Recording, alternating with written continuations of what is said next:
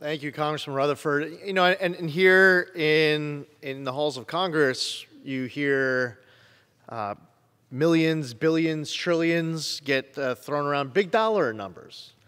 And what's been so amazing is that a county gets $180,000 and saving countless lives and seeing families staying together and people being able to stay in their jobs and communities stronger. It is so efficient. And that, I think, is one of the keys of the success, because there are people in our communities who want to volunteer their specialties. There's a social worker, a psychologist, a psychiatrist. There's someone who wants to provide food to that barbecue, a venue for a meeting. They want to give back. There are a whole lot of people I come across all the time who say that their only regret in life is that they never served. They wanted to serve and they didn't do it, and that was their biggest regret in life. And they're finding ways to serve. You are stepping up in a huge way.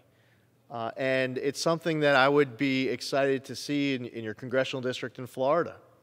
I would too. And I'll tell you, listening to you speak, it reminds me that this is not even just about those service members. You know, we talk about the 20 to 23 number that take their lives every day. But there are thousands of family members and friends who are affected by those deaths. And so this is not only for our service members, it's also for all their families and friends and loved ones. Yeah. And so thank you for this bill. We've seen that too. So there's a spouse out there who is seeing their loved one struggling with post-traumatic stress, and they don't know what to do to help. And they're reaching out to the local veteran service office. They're reaching out to their local Dwyer program because they want to help their loved one. They want to keep their marriage together. They don't want everything to fall apart. And the specialty, the expertise here is not just about providing that support and help to the service member. And when one person serves in the military, just like you were a sheriff, one person serves in law enforcement, the whole family serves. Mm-hmm. And you come home with the mental wounds of war, and really, in a way, the whole family is experiencing the mental wounds of war. You know, I will tell you, it's proven in New York. It's actually proven in Northeast Florida. We have a peer-to-peer program. It's called Firewatch, which has been incredibly successful just recently. It began, and so that's why I was excited to see this bill, because I know from Firewatch, and I know from the results that you all have had in the great state of New York, just how important this is to saving lives. So thank you again. You got it. Thank you, Congressman Rutherford. And I remember when I first got here to the House, and there was somebody with a National Veteran Service office who was advocating for peer-to-peer support, and I asked this national commander what he had in mind, what he envisioned, what his model was for how to provide peer-to-peer support. And I wasn't trying to ask it as some type of a trick question, a gotcha question, but I realized in his answer he didn't really know. He knew that he was supposed to advocate for peer-to-peer support, but he didn't know exactly what that model was going to look like. And then over the course of these last few years, more of these national veteran service organizations have been looking at what's going on in New York. So now they come to the halls of Congress and they're testifying in front of the Veteran Affairs Committee, and they talk about peer support, and they specifically are citing the Dwyer program as that model. I saw at a place called the Warrior Ranch in Suffolk County, a veteran who is struggling with post-traumatic stress disorder be placed in this area with a wild horse that was just rescued. And he had never interacted with horses before. Within minutes, he had some training as to how to understand what the horse is thinking, how to take charge, realizing that the horse is going to be testing you out a little bit as to who's in charge. And he took charge of that situation, and he immediately developed this bond with this horse.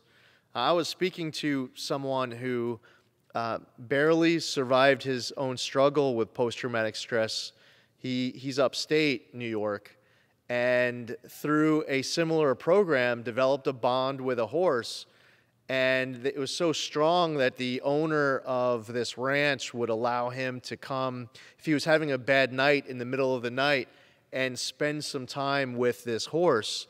And that was how he got through his tough time. And I mean, he's healthy, he's doing great. He's a leader in his community, with the veterans community specifically. And he credits that interaction he had with a horse. Others, it's fly fishing. Others, it's having access to a companion animal. The answer is not just to medicate a person with mental health issues. You need to find other alternative ways to try to assist these men and women in need. And it's not just veterans. Although here we're specifically talking about veterans with the mental wounds of war, a lot of the examples that can be provided of success with the Dwyer program can be replicated for others who are non-veterans who have mental health challenges in this country. The Dwyer program has made a life-saving impact in our state. I've received a few testimonials. Danielle is an Army veteran enrolled in the Suffolk County Dwyer program. She stated, I started the Dwyer program back in April 2020 because the internship program I was in was no longer an option during COVID-19. I was a single mother who was furloughed and attempting graduate school through virtual means, which was extremely taxing on my mental health. The support group grew into a sisterhood of not only emotional and spiritual support, but guidance and education on the resources available to us, and that female veterans must continue to fight for their needs as a special population. I owe everything to this magnetic group for being the positive guidance I needed to continue my service, complete my educational goals, and become employed at an agency that truly cares about veterans' special needs. And in Suffolk, that program is led by Thomas Ronayne and Marcel Lease and a number of others.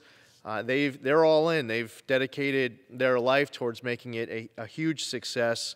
They certainly impacted Danielle's life. Also impacted Robert's life. He's a Navy veteran, Suffolk County Dwyer program participant who said, quote, I was struggling with both substance abuse and use and thoughts of self-harm as well as a suicide attempt. This program and those involved helped me battle all this, and I now have over 5 years sober, a family, 2 degrees, and a new career.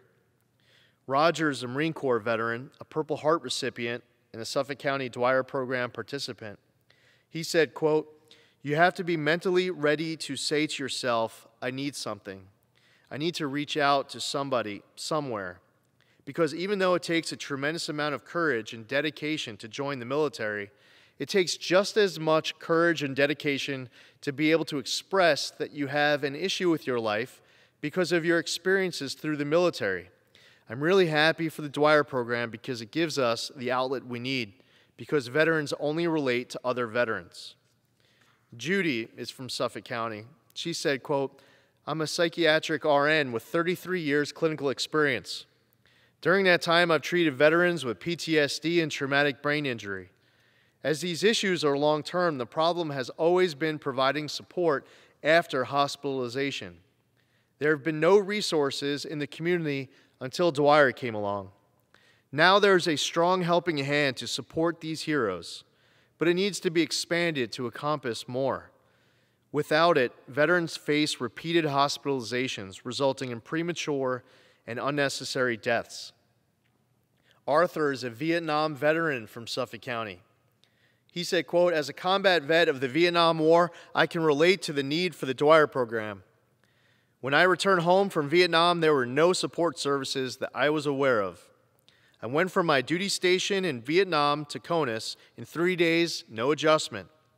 I'm not alone, as there are many Vietnam vets that are suffering even today. I believe that not adjusting to civilian life, sets back individuals' progress and assimilation back into society. Anthony, I'll give you one last testimonial, and I'd like to be able to introduce my friend Buddy Carter of Georgia. Anthony is a Suffolk County Dwyer Program participant.